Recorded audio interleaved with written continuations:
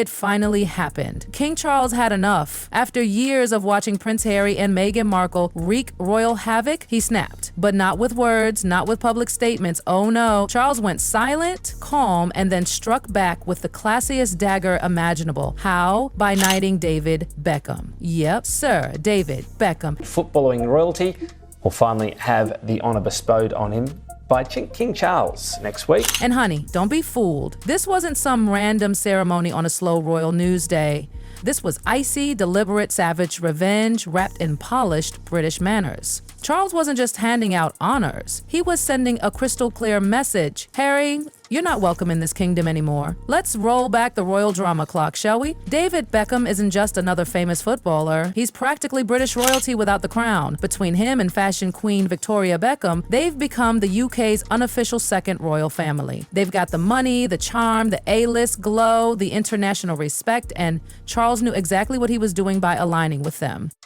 And here's the kicker. He did it right when the feud between the Sussexes and the Beckhams was still burning hot. Cold-blooded, remember that, T? Meghan allegedly iced out Victoria Beckham because she suspected Vic of leaking stories to the press. No evidence, no sit-down convo, just a Meghan-style ghosting, and that petty fallout fractured what used to be a pretty friendly connection. Victoria had brought Meghan into her circles, gave her the elite London introduction, opened doors, smiled for photos, and what did Meghan do? She shut the door, burned the bridge, and tossed the ashes in the Thames.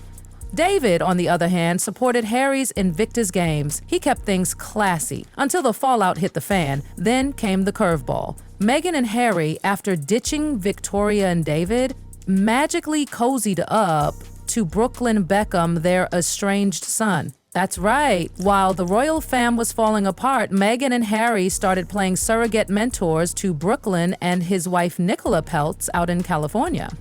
Suddenly, the Sussexes weren't just ex-royals. They were the new godparents of drama. It was a royal soap opera in the making. So imagine King Charles sitting back, watching all this chaos unfold. Harry fleeing the kingdom, crying on Oprah, airing all their dirty laundry on Netflix, writing a tell-all book that nearly broke the palace windows from the inside out. And what does Charles do? He knights David Beckham. Not a press conference, not a shady tweet, just a gloved hand, a royal sword, and a ceremony that screamed, Harry who? It was the ultimate royal checkmate. Smooth, dignified, devastating. Let's talk about Sir David Beckham, because this man isn't just a sports legend. He's a walking empire. Post-retirement, he's made hundreds of millions. That Adidas deal? $160 million, 0 cents. He co-owns Inter Miami, has deals with Pepsi, Gillette, and owns high-end homes sprinkled around the globe like rose petals. While Harry was writing about frozen Todgers and fighting his brother over a broken necklace, David was building an empire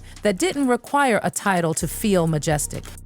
And the cherry on top, David Beckham is tight with Prince William, like inner circle tight. So Charles wasn't just celebrating a national icon, he was choosing sides, loudly, publicly. And Harry, let's just say if this were a royal group chat, he just got muted. On one side, you've got King Charles and the Beckhams, dignified, quiet, powerful. On the other side, Meghan and Harry flailing through PR disasters, Netflix flops, and business ventures that scream desperation. This wasn't just about honoring Beckham. It was about drawing a glittering golden line in the sand. And Harry, baby, he's not even on the beach anymore. That knighthood, it hit Harry like a slap in the face, cut ties, and then tried to spin it like they were the victims. Classic Sussex move. Start the fire, then scream about the smoke. Meanwhile, Victoria, she kept it graceful, focused on her fashion empire, not gossip rags. But don't be fooled. She didn't forget, and neither did David, and neither, most importantly, did Charles. Because here's the thing, when you're the king, you don't need to clap back. You just wait. Let people show their true colors, and then, with one flawless flick of your scepter, you strike. And honey, it's not loud, it's lethal. But while Charles was out here playing chess in silk gloves, Meghan Markle was planning a restaurant empire. Yes, you read that right. The Duchess of Control, who allegedly fired people for typos and sent 5 a.m. email tirades, wants to build a hospitality business. It's called American Riviera Orchard. From trademark filings, it sounds like it's everything from hotels to restaurants to lifestyle branding. Like in the hospitality business, that's like putting a porcupine in charge of Cuddles. This woman, who reportedly lost nearly 20 staffers since Megxit, is now pitching herself as the queen of comfort and customer service.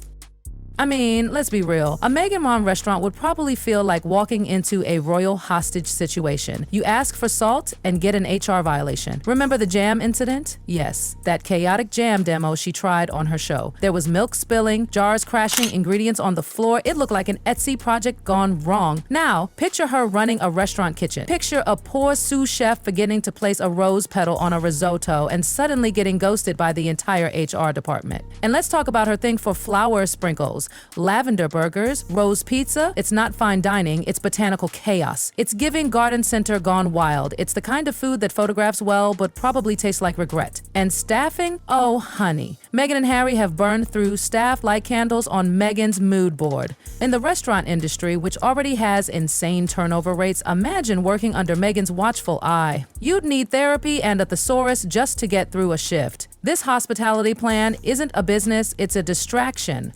It's Meghan trying to rebuild her empire from the rubble of PR disasters. But the problem is, she's building on sand. You can't create a kingdom when everyone who helped you is now blocked or broken. And the whole luxury hotel idea? Girl, please. She's pitching this lavender spritz, minimalism-inspired retreat. But insiders are already calling it the Motel Markle, a place where towels come pre-wet with lavender mist and you're charged $6,000, 0 cents, a night to hear Harry sobbing into his pillow next door.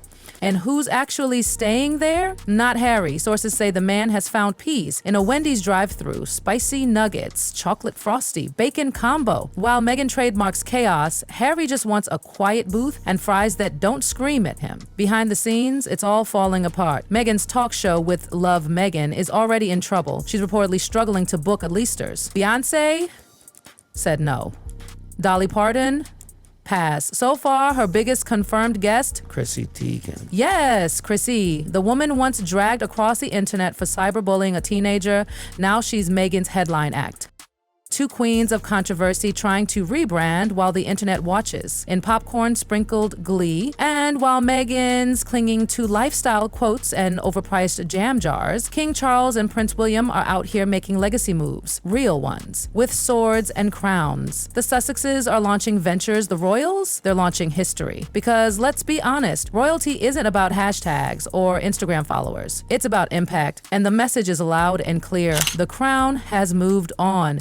And Meghan and Harry, they're looking more and more like a headline the UK is ready to forget. While King Charles is out here holding his sword like Excalibur, knighting legends and reminding the world who's still wearing the crown, Meghan Markle is fumbling through Pinterest boards trying to turn flour-infused mayonnaise into a 5-star empire. And the worst part, she genuinely thinks this is her legacy. Picture it. You walk into one of Meghan's restaurants. Beige walls, of course, lined with overexposed photos of Archie and Lilibet in matching linen. A hostess greets you with a forced smile and says, "Find your crown through chaos." The menu? A disaster disguised as elegance. Beetroot creme brulee, elderflower tacos, toast misted with moon water. It's not a restaurant. It's a therapy session for someone desperately chasing adoration. Every inch of this project screams image rehab. But reinvention only works when you're self-aware. Meghan doesn't do humility, she does curated vulnerability.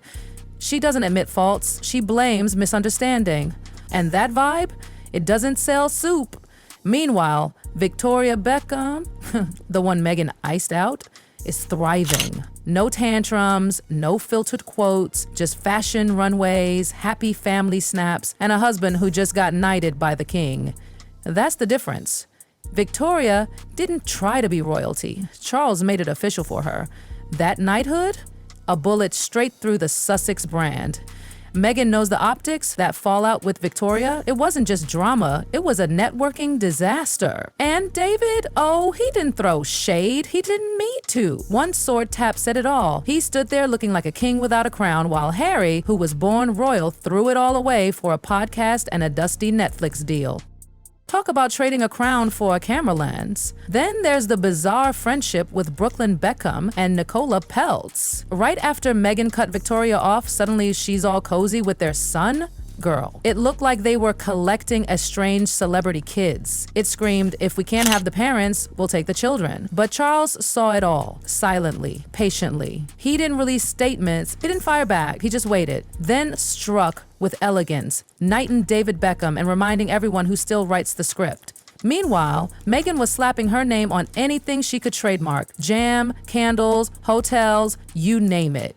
Everything polished, nothing real, just branding pasted over a crumbling foundation. And the hotel dream, it's already being mocked as Air Meghan. Early reports say rosewater-soaked spa robes, lavender-scented rooms, and pre-dampened towels come standard. One candle scent? Royal escape? You really can't make this up. Thousands per night to maybe catch Meghan filming TikToks in the lobby.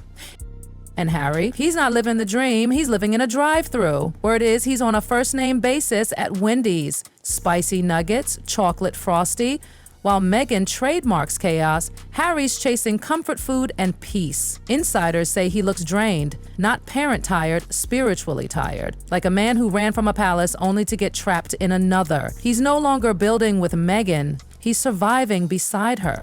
Back in the UK, King Charles and Prince William are silent assassins in Kashmir, making moves, shaping legacy. No noise, no headlines, just impact. That's the real difference. Meghan's empire is built on reaction, Charles on strategy. She's chasing validation. He's shaping history. When Charles knighted Beckham, it was more than a title. It was a royal mic drop. The same man Meghan tried to ice out just became a national treasure. And the world noticed. No headline needed. The symbolism said it all. Meghan can trademark every herb on earth. But this moment, this was legacy. And she's not on that guest list. So where are Meghan and Harry now? Dodging PR disasters, launching awkward projects, and desperately trying to keep the brand afloat. A cookbook here, a lavender candle there, all lifeboats. No direction. And Harry? He looks like he's questioning everything. Sipping green juice, repeating talking points, while his father rewrites the royal rulebook. Quietly, with a sword. The final board, Charles playing the long game, William building bridges, Victoria glowing in grace, David knighted and crowned by public love, and Meghan and Harry spinning in a storm of their own making, because true royalty doesn't shout, it just waits. Then swings once, and when Charles did, the sound echoed around the world.